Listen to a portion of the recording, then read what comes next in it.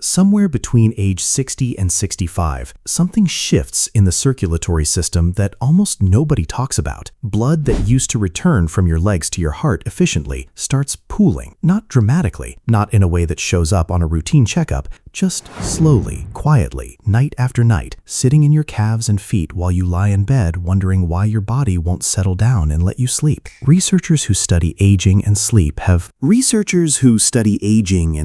have measured this. The numbers are not small. Adults over 60 are spending up to 40% less time in deep restorative sleep than they were at 45. And the most overlooked reason is not stress, not screen time, and not the cup of coffee they had at 2 in the afternoon. It is a circulation problem that starts in the legs before the head ever hits the pillow.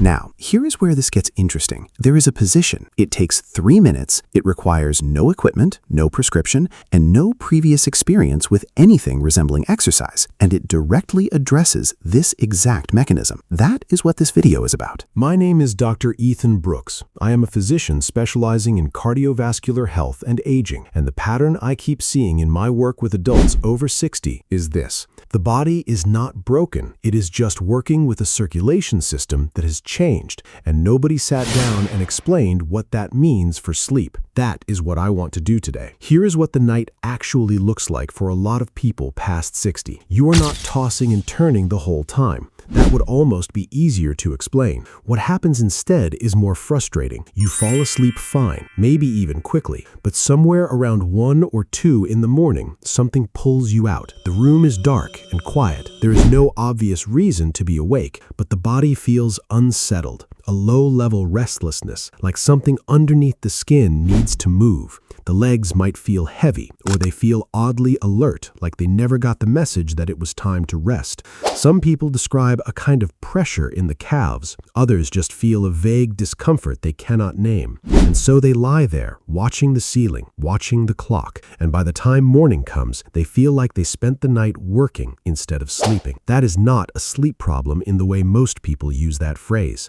That is a circulation problem wearing a sleep problem's clothing. Here is the simple version of what is happening. During the day, gravity pulls blood down into your legs. Your circulatory system, specifically a mechanism involving your calf muscles and a series of valves in your veins, is supposed to push that blood back up toward the heart. When you are younger and your vascular system is more elastic, this happens efficiently. After 60, those valves weaken, the vein walls lose some of their tone, and blood tends to pool in the lower legs as the day goes on. By evening, a significant amount of fluid has accumulated down there. When you lie flat in bed, your body starts trying to redistribute that fluid. Your kidneys kick in, your heart rate changes slightly, and your nervous system, instead of settling into the slow, steady rhythm it needs for deep sleep, gets activated by this redistribution process. And that is what wakes you up. Not a nightmare, not anxiety, but your own body trying to do its job with a circulation system that has changed. The good news, and I want to be very clear about this, the good news is that this mechanism responds almost immediately when you give it the right input before bed. You do not need to fix your veins. You do not need medication. You just need to help your body drain the fluid from your legs before you lie down, so that your heart and nervous system are not doing that work at 1 in the morning when you are supposed to be in deep sleep. That is exactly what Legs Up the Wall does. And I want to tell you about someone before I walk you through it, because I think it will make this feel more real. Gary Hutchkins, 68 years old, a retired electrician from Knoxville, Tennessee.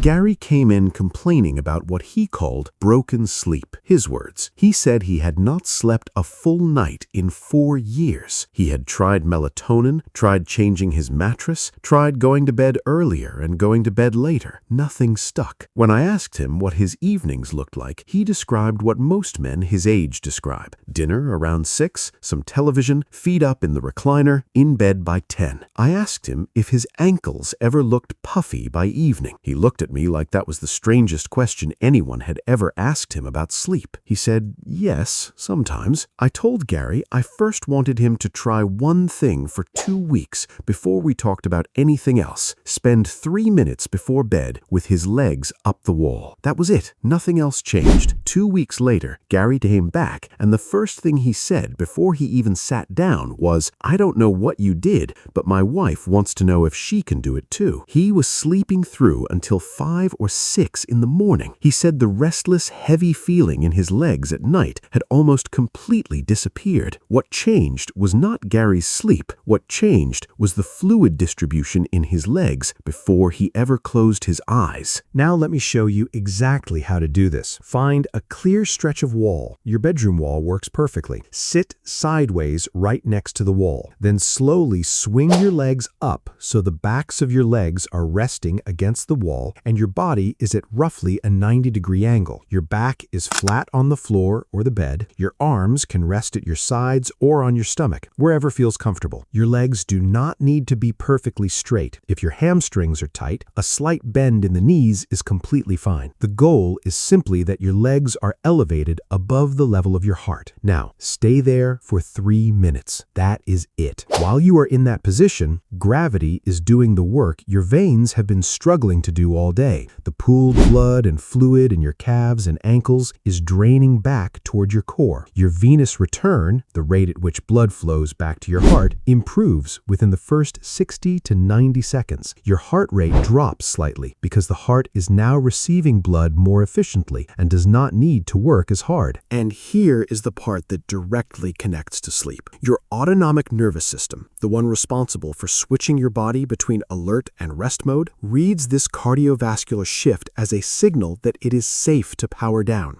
The same system that was going to spend the first 2 hours of your night redistributing fluid from your legs is instead receiving a body that has already done that work. Deep sleep becomes accessible earlier in the night and it stays accessible longer. Some people feel a gentle tingling in the legs during this position. That is completely normal and is actually the sensation of circulation improving. If at any point you feel discomfort in your lower back, place a folded towel or thin pillow under your hips. If you have a history of blood clots, heart failure, or glaucoma, check with your doctor before starting this. Now, I want you to pay attention to what happens in the days ahead, because there is a specific sequence people tend to notice. By night 3, most people report that the restless, unsettled feeling in their legs at bedtime is noticeably reduced. Not gone necessarily, but quieter. The body is starting to arrive at bedtime in a better circulatory state. By day 7, the middle of the night waking often becomes less frequent or shorter.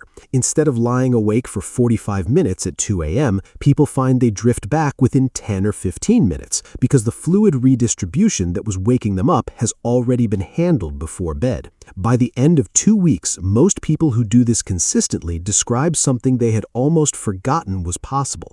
Waking up and feeling like the sleep actually counted. Not groggy, not like they spent the night fighting their own body, just rested. Before I go any further, I want to ask you something, and I genuinely want to hear your answer in the comments. What time do you usually wake up in the middle of the night? Type it down below. Whether it is 1 a.m., 2 a.m., or 3 a.m., you will probably notice the same numbers coming up again and again in those comments, and there is reason for that, which connects directly to what I just explained about circulation cycles. It is worth paying attention to. Now, if there is someone in your life, a spouse, a sibling, someone you have breakfast with on Sundays, who has been complaining about broken sleep for years and has tried everything, this is the video to send them. Not because it is complicated, but because it is finally the right explanation. Here's what I want you to do in the next hour. Not tomorrow, tonight. Find your wall, set a 3-minute timer on your phone, and do this once before you get into bed. That's the whole commitment for day 1. If you want to make it a 30-day challenge, and I think you should, here's what that looks like. 3 minutes every night. Same wall, same time, within 30 minutes of getting into bed. Do that for 30 days. By the end of those 30 days, if your circulation is responding the way I have seen it respond in people just like you will not be doing this because you read about it or because a doctor told you to. You will be doing it because you have felt what a full night of deep sleep does for the next day, and you will not want to go back. Now, if this video gave you something you had not heard before, I want you to subscribe because next week I am covering something that is directly connected to what we talked about today.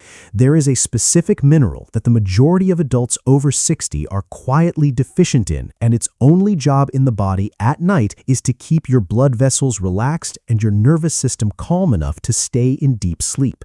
Most people have never been tested for it, most doctors do not bring it up, and the food sources most people think contain it, the ones always listed on health websites, are actually the least absorbable forms after 60. That video goes up next week, and it picks up exactly where this one leaves off. You do not want to watch that one without having seen this one first. I am Dr. Ethan Brooks. I will see you there.